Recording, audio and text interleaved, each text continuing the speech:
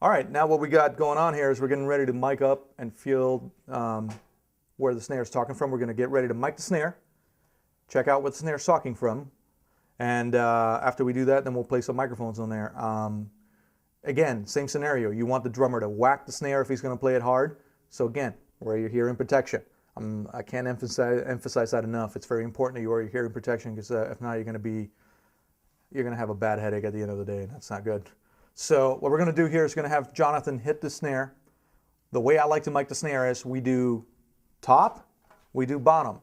Now don't sell yourselves on the images that you see on MTV or any other videos where you see, oh, that's where the snare mic's always at every show or every place I go. Again, every shell, every skin, depending on how they're tuned and how they're manufactured, are going to talk differently. So microphone over the top doesn't always apply.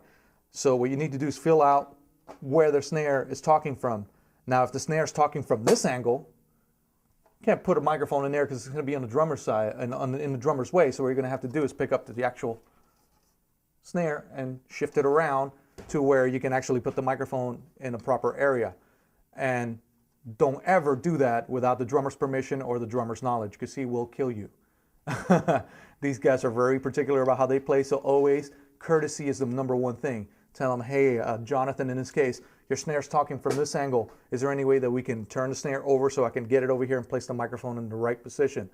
It's very important to always have a line of communication with the drummer. So right now what we're going to do is have Jonathan whack the snare, and we're going to figure out where it's talking from, and then we're going to do it twice. One for the top head, one for the bottom head and the chain down here.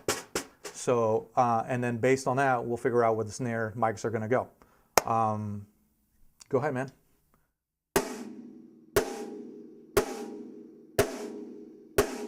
Hit it once and let it ring. Hit it again. Hit it again. Hit it again. Actually, the snare's talking from here. So, you know, at this point, you want to ask Jonathan and say, can you flip the snare a little bit? Just give me 2 inches to your left so we can get a microphone in place. And at that point, if he says it's cool, then right about there it'll work. Now, there's two scenarios of placing the microphone on the snare for different sounds. You can either put the microphone in about 10 to 15 degrees facing the center of the snare, and that would give you more of a live snare sound, not as tight. It'll be more of an ambient snare sound, and you can go with that if that's what you're looking for. Or you can angle the snare microphone straight, almost down about 75 degrees over the rim, and that'll give you a tighter, less ambient snare sound. So depending on what you're looking for, angling is very important on the snare. Actually, angling is very important on the whole drum kit. 1 degree off axis, it's all it takes to change a complete sound. So you have to be very careful, very selective, and have a clear picture in your mind of what the sound is that you're looking for. So like I said, if you want a really, ambient live snare sound, more like Motown or, old Bowie stuff, you might want the snare, you might want the microphone pointed towards the center of the snare. If you want a tighter sound, you might want the microphone placed right over the rim, facing about 75 degrees in, and then just basically hitting the logo, the Remo logo here, or in this area here. That's where you want the microphone to be placed, because that's going to give you a nice tight snap on the snare. So that's for the top of the snare. We're going to do the same thing now to the bottom. So you're going to have Jonathan whack it again.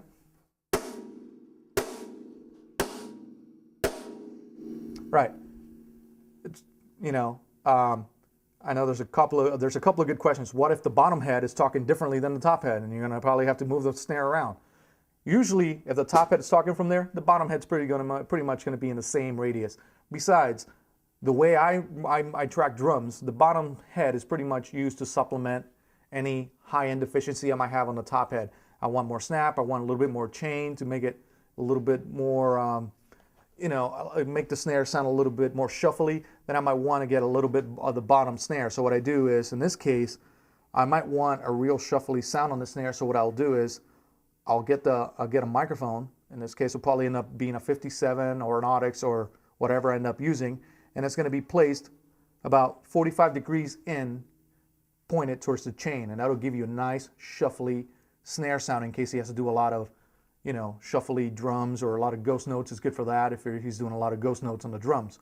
If you don't want that and you just want a nice, tight, bright snap, then what you want to do is place your microphone straight up 90 degrees facing the bottom head, and it's going to, you know, either center or just off-centered about 2 inches in from the rim, and you'll get a nice, tight snare sound.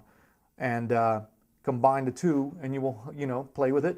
Some guys like to reverse the phase from the top head to the bottom head on the microphones, using the top microphones in phase, bottom microphones out of phase, or vice versa, depending. That's up to you. You figure it out. If that's the sound you're looking for, great. Sometimes you don't even need to reverse the phase. They can both be in phase and you'll have just as good of a sound.